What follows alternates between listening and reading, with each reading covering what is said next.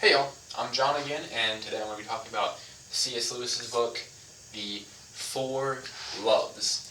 This is just going over kind of all the types of love that exist in the world and what they're comprised of, how they help us, how they hurt us, how they can be either a god or they can be a demon, or maybe even, both at the same time. So what I'd like us to keep in mind is that when God put us on this earth, kind of the purpose, a lot of philosophers and theologians say, is He put us on this earth to pursue happiness. And when they say happiness, they might not mean exactly what you think they mean. They don't mean the fleeting emotion of happiness, and they definitely don't mean like earthly pleasures. They mean a feeling of fulfillment, a feeling of drawing closer to God, of doing good acts that bring us closer to God and bring us closer to the beatific vision, right? And this is where any true sense of happiness will always come from, inevitably, because I can go through the rest of the types of places that people look for happiness and kind of debunk them one by one. Ultimately, these theologians and I agree that happiness ultimately comes from a sense of fulfillment along with, the pursuit of the beatific vision. So, in that pursuit, there are aids and there are kind of vices that can either help us along the path or hurt us in the path. And a lot of times, the same thing can help or hurt us depending on how we use it. Love works exactly that same way. So there are four types of love. There is eros, which is going to be like a erotic love, the love you would have for your wife, for your girlfriend, etc. Something kind of with sexual overtones to it. Friendship, which is going to be the love between you and like a companion. And I really think in our society, especially like young men today, probably need more of this kind of friendship love. Personally, I have friends, but I'd make a clear distinction for the friends that I have between whether I love them from a sense of friendship or I love them out of a sense of affection, right? Now you can love your friends out of affection, and that's okay, but it's important to distinguish the two. In my opinion, or like when I look at my friends and I decide, like, do I love this person out of a sense of friendship? I look at two main things. Do they genuinely root for me when they lose, and are they happy for me or do they genuinely root for me when I win? And do they sit with me in grief when I lose? And do they make me better? If they kind of fit these three things, then it's very possible and likely that I love them out of friendship. But if they're kind of just a buddy, we pal around, we have fun, they might be childhood friends who I've just grown up with and known forever, but it's like maybe the person I am nowadays wouldn't seek out these people, but I just know them, I'm familiar with them. That is more of an affectionate type of love. And I'm not meaning to elevate one above the other. I'm just making the distinction between the two. And then charity would be kind of the ultimate love and kind of ordering God above all things. The supernatural love of God. And all the four types of these loves are comprised of, C.S. Lewis demonstrates in his book, three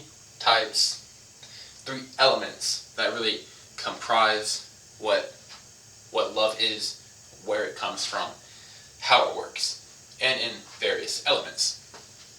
So, first you have gift love here, which is the desire to I don't want to use the word in the definition, but to help other people, to provide for them, to protect them, to give them something.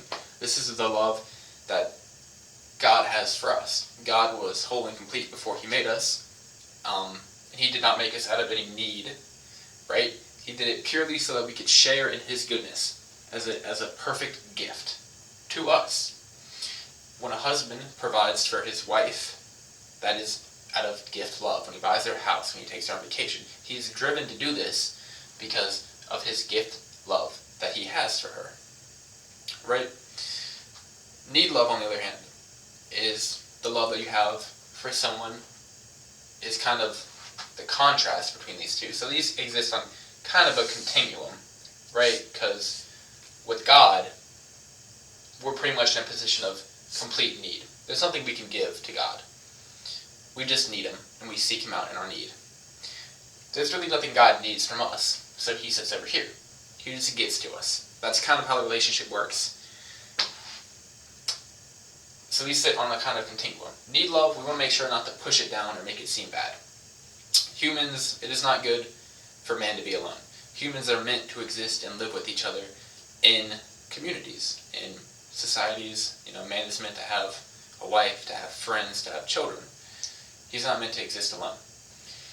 Because humans need each other. You need, community, you need shelter, you need goods. The world as we know it today, everything you have, you relied on other people to get. The computer that I'm recording this on, the pen that I'm writing this with, the paper that I'm writing on, the easel I'm standing on, the computer I'm recording on, the webcam I'm recording on. I relied on other people to make these. I needed them. Humans are born into a state of need. So we want to make sure not to push this down and denigrate it out of some kind of individualistic sense that we are an island, that we do not need other people. I think just in general, we kind of all know in our hearts that that's not true. Then the third element is one that C.S. Lewis works to in his book called appreciative love, another element of love, which is the pronouncement of this is good and I love it because it is good. It is good inherently so. God made the world, God made the animals, God made the sea and the air and the sun and the people, and he said, this is good. I made this because it is good. I can look at it, I can tell that it is good. I just want it to exist purely because it is good, because I can see that. The same way where it's like, you might have a really great friend, who you would love, who you adore, and it's like, if that person couldn't be your friend, you would still want them to exist. You recognize that they're a good person, a good individual. They are a benefit to the world, that they are good, and for that reason you pronounce them good. And you say, even if I couldn't have them, I would still want them to exist. That is appreciative love. All these three elements of love kind of combine in some mixture to form these loves. For example, charity, the love of God, is going to be more of a need love, more of an appreciative love, less of a gift love, because we need God. We can appreciate God and be like, God is good. There's not too much we can give to God except our faith, our allegiance, and our following. That's what we can give. Our faith. But he does not need that per se. So all loves are going to exist on a kind of continuum, right? This is pretty intuitive stuff. So this is basically a continuum of how much pleasure do I find in something. The more pleasure you find in it, the higher up on the scale you move. The less pleasure you find in it, the lower on the scale you go. If you find no pleasure in something, absolutely none, you're going to hate it. If you find pleasure in something and every time you come to it, it just keeps giving and giving and giving to you, then you're going to love it, right? And somewhere in between lie like and dislike. And the reason I bring this up is to point out the fact that, liking and loving are dependent upon kind of pleasure, right? When we get pleasure in something, we like it more. When we get even more pleasure, we love it. When it starts to cause us displeasure or take away from pleasure that we get from other things, we start to hate it. Like, for example, you might originally love school. You might love learning, right? It might give you tons of pleasure to go out there in the world and just to learn about things and kind of expand your mind. But then maybe you get to college and the workload increases and you're doing more and more and more and more, right? And that starts to detract from other things in your life. You can't sleep. You can't hang out with your friends. You can't relax as much. So what you used to love for the pleasure it gave you is now kind of taking away from pleasure that you get from other aspects of your life. And in that way, it can move down the scale. Or maybe you start working out and originally you hate it. Every time you leave the gym, you're just feeling bad, you're feeling burnt out, you're feeling exhausted. But as you keep going, you start to adapt. You start to feel better after you leave the gym. You start to get that endorphin rush. You start to not be as sore, as fatigued. You start to see changes in your body that kind of reinforce what you've been doing. You reinforce that habit, and you start to find more and more pleasure in it. You get compliments from other people, and you're like, hey, this is working. I love getting compliments from other people, being like, hey, you look big. You look slimmer, maybe, if that's what you want. And you get pleasure from that. It's something that you originally hated turns into something that, you love, or at least hopefully you feel apathy towards. Right? So, when it comes down to pleasure and determining whether we love something, like it, hate it, dislike it, or apathetic towards it, there are two types of pleasure. And the definition of pleasure is pretty inherent. If something makes you feel good, then it's pleasurable. There are two types of pleasure. The first is need pleasure, and the second are pleasures of appreciation. Right? So an example of a need pleasure would be, we're all humans. We cannot live without certain things. We have need of water, of sunlight, of food, right? So these are pleasures that are pretty dependent on circumstance to get pleasure out of them. Need pleasures are dependent upon circumstance in order to receive the pleasure that you want, that you normally receive from it, or that you want to receive from it, or that you would receive from it. So, for example, a meal. If you are completely full and somebody tries to force feed you, you're not going to get a lot of pleasure out of that. It's going to be unpleasurable. But if you are starving and someone lays down a bowl of lentil soup in front of you, you might just be so happy that you would sell your birthright for it. Don't worry if you didn't get that. That's the reference to Esau and Jacob in the Bible. I read that today. I thought it was funny. But yeah, another example is like your bed, right? You might lay in your bed, well, you're probably always going to like your bed, you know what I mean? That might be a bit of both, where it's like, hey, my bed is good, but, you might enjoy it even more. I know personally, I get home at like 8 o'clock. I'm wiped. I'm tired. I'm exhausted. I lay down in my bed for the first time since I woke up in the morning, and I go, I needed this. This feels so good. I love it. I get so much pleasure from it, from laying down in this bed and just being able to relax after a hard day's work. Pleasures of appreciation, on the other hand, go more with appreciative love, right? You would want this thing to exist even when you don't need it, even when you're not using it. You would feel bad if it was being used by someone that doesn't have the capability to appreciate it. So take, for example, a wine. If a great wine taster, very skilled with a very, expanded and precise palate, gave the world's best wine to someone who only drank Bud Light or liquor, and then that person drank the wine, they wouldn't have that much pleasure or appreciation in it, because they haven't developed the capability to appreciate that wine yet. They might have the capability to appreciate Jameson, they don't have the capability to appreciate that wine, right? So some pleasures of appreciation can be dependent upon your ability to discern how good something is. Remember that appreciation is dependent upon, hey, I pronounce this good. I like it for that reason. If you don't know enough to be able to pronounce something good, then you can't really get as much pleasure of appreciation from it. When it comes to another example, would be, let's say, for example, right, something that you don't really need that much experience is the appreciation of nature. Right?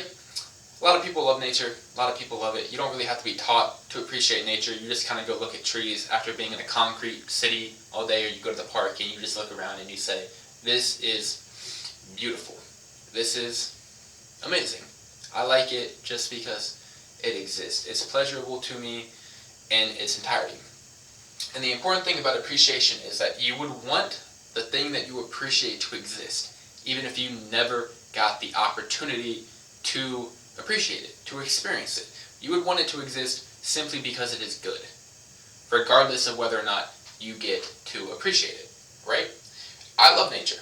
I want nature to exist regardless of whether I go out into it every day, regardless of whether I was able to go out into it every day. I would still want nature to exist because it's great. So that kind of breaks down pleasure. Then moving forward, the next time I come up, we're going to be starting off by talking about two particular and very interesting kinds of subsets of love, very particular types of love, right? And that would be one, the love you have for your country,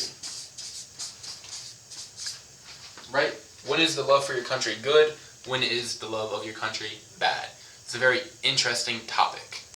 And also, we will talk about, secondly,